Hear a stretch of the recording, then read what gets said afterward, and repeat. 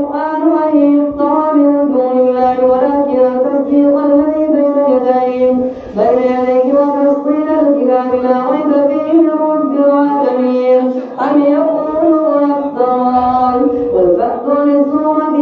مثله وادعوا من استطعتم من دون الله إن كنتم صادقين بل كذبوا بما لم يحيطوا بعلمه ولما يأتهم تأويله كذلك كذب الذين من قبلهم فانظر كيف كان عاقبة الظالمين ومنهم من يؤمن به ومنهم من لا يؤمن به وربك أعلم بالمفسدين وإن كذبوك فقل لعملي وأعلم أمركم أنتم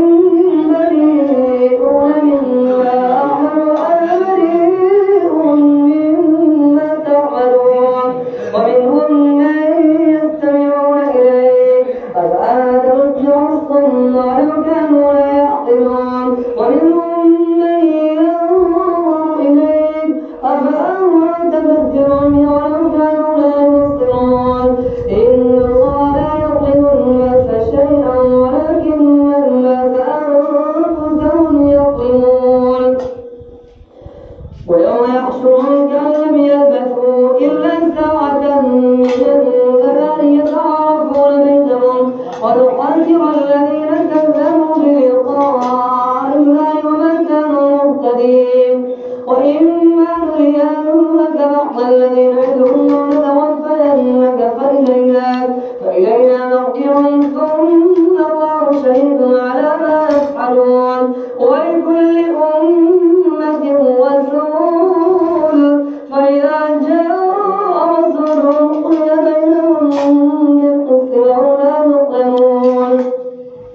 ويقولون متى هذا الوعد إن كنتم صادقين قل لا أملك لنفسي ضرا ولا نفعا إلا ما شاء الله لكل أمة أجل إذا جاء أجلهم فلا يستأخرون ساعة ولا يستقدمون قل أرأيتم إن أتاكم عذابه فلا تأتون نارا ما يستعجل منه المجرمون ثم إذا ما وقع آمنتم به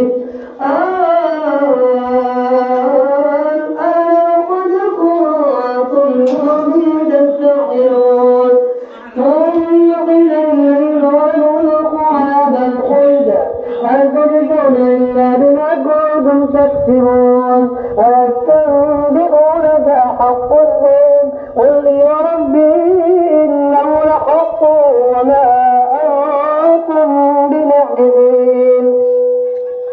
ولو أن لكل نفس ظلمت ما في الأرض نفس وأسروا الندامة لما رأوا العذاب وقضي بينهم بالقسط وهم لا يظلمون ألا إن لله ما في السماوات والأرض ألا إن وعد الله حق ولكن أكثرهم لا يعلمون ويحيي ويميت وإليه ترجعون يا أيها الناس قد جاءتكم موعظة من ربكم وشفاء لما في الصدور وهدى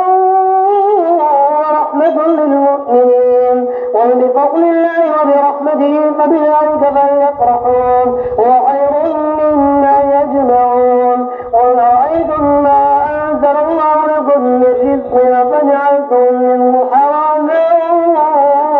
وحلالا قل الله أذن لكم فعلى الله تفترون ولو أن